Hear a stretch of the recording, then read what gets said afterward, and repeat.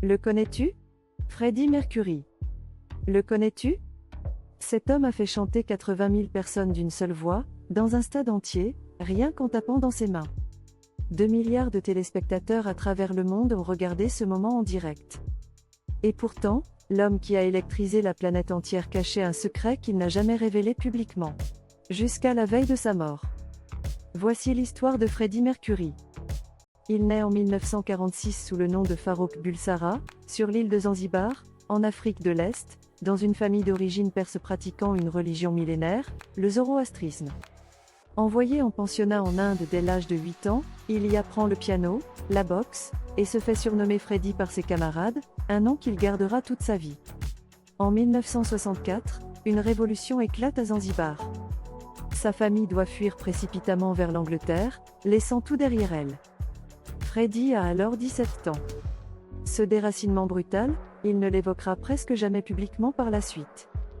Toute sa vie, il refusera catégoriquement de parler de ses origines, de son vrai nom, de son enfance en Inde et en Afrique. Freddie Mercury, disait-il lui-même en substance, était un personnage qu'il avait entièrement inventé. À Londres, il traîne dans les milieux artistiques, dessine des vêtements, et rejoint finalement un groupe de rock en pleine formation. En 1970, il prend une décision radicale, il rebaptise le groupe sans vraiment demander l'avis des autres membres. Son nouveau nom? Queen. 5 ans plus tard, en 1975, il compose une chanson totalement folle pour l'époque, 6 minutes de long, un mélange d'opéra, de ballade et de hard rock, sans refrain classique. Les producteurs le préviennent que jamais une radio n'acceptera de la diffuser. Freddie s'entête. Cette chanson s'appelle Bohemian Rhapsody. Elle deviendra l'un des morceaux les plus écoutés de l'histoire de la musique. Sur scène, l'homme devient une créature à part, entièrement fabriquée. Juste corps, cape, moustache, gestuelle théâtrale empruntée à l'opéra, Freddie Mercury invente littéralement ce que doit être une rockstar, exactement comme il a inventé Freddie à partir de Farrokh. Mais dans sa vie privée, tout est plus trouble. En 1976, il annonce à sa compagne de toujours, Mary Austin, qu'il est attiré par les hommes. Leur relation amoureuse s'arrête net ce jour-là. Mais leur lien, lui, ne se brise jamais, Mary restera sa plus proche confidente jusqu'à sa mort. Le 13 juillet 1985, Freddie Mercury vit le moment qui va définitivement le faire entrer dans la légende.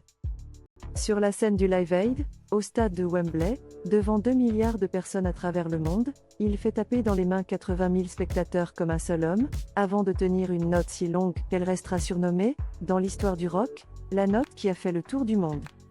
Ce concert de 20 minutes est aujourd'hui considéré comme la plus grande performance live jamais donnée sur une scène. Mais en coulisses, l'homme qui a passé sa vie à se réinventer va devoir affronter un secret qu'il ne pourra, cette fois, jamais transformer en spectacle. En 1987, ses médecins lui annoncent qu'il est atteint du sida. Freddie Mercury choisit de garder ce secret pour lui, refusant catégoriquement d'en parler publiquement, y compris quand la presse à scandale commence à le harceler de rumeurs pendant des années. Il continue à enregistrer, épuisé, amaigri, le visage recouvert de maquillage pour masquer les ravages de la maladie sur ses clips. Lors d'un de ses derniers enregistrements en studio, à peine capable de tenir debout, il répond à un ami inquiet qui doute qu'il puisse encore chanter « Putain que je vais le faire ». Il enchaîne les prises vocales jusqu'à l'épuisement total, avale un verre de vodka, et livre l'une des performances les plus intenses de sa carrière. Ce n'est que le 23 novembre 1991, la veille de sa mort, que Freddie Mercury autorise enfin la publication d'un communiqué confirmant qu'il est atteint du sida. Il meurt le lendemain, à seulement 45 ans.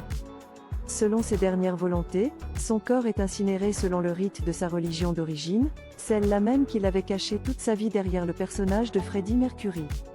Ses cendres sont dispersées en un lieu tenu secret, connu d'une seule personne au monde, Mary Austin, la femme qu'il n'a jamais cessé d'aimer, même après elle. De l'enfant déraciné qui a caché son vrai nom pendant 20 ans à l'homme qui a fait chanter 2 milliards de personnes d'une seule voix, l'histoire de Freddie Mercury reste l'une des plus vertigineuses jamais écrites. Freddie Mercury n'est qu'une des nombreuses figures que l'histoire a laissées dans l'ombre. Un petit like si cette histoire t'a plu, et abonne-toi pour qu'on en éclaire d'autres ensemble.